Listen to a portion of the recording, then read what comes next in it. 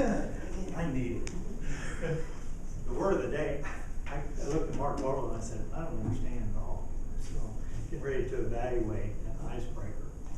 And, you know, we've talked briefly before we talked yesterday about the icebreaker. Kyle, you know, we had a conversation.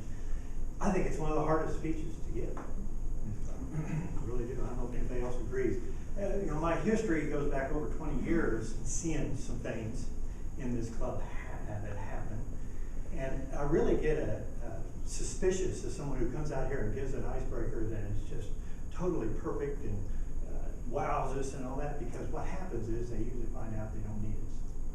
And so I really like it when I see someone like you who works so hard and so much preparation and work and commitment and determination, which you express. You know, I just love that about this, because I know on my icebreaker, I don't know how many hours I worked on it, but I could never get it right, and it always sounded stupid, and I was really, really upset with myself. But I did it, and then I realized that I could go on to the next speech, and the next speech is the neatest thing, because you can relax. It isn't as difficult. You just simply have to do the format that Toastmasters outlined. You've done the hard one. So as we go on, let's look at what I say I look for in an icebreaker.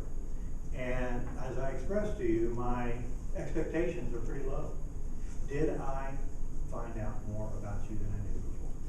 Absolutely. Just think about all of the things that I learned.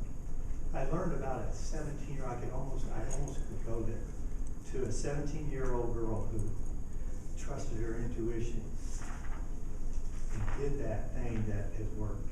At the concern of parents and loved ones, what is she doing with her life? Does she understand it? And I saw like I said, the intuition and everything here, and that shone through.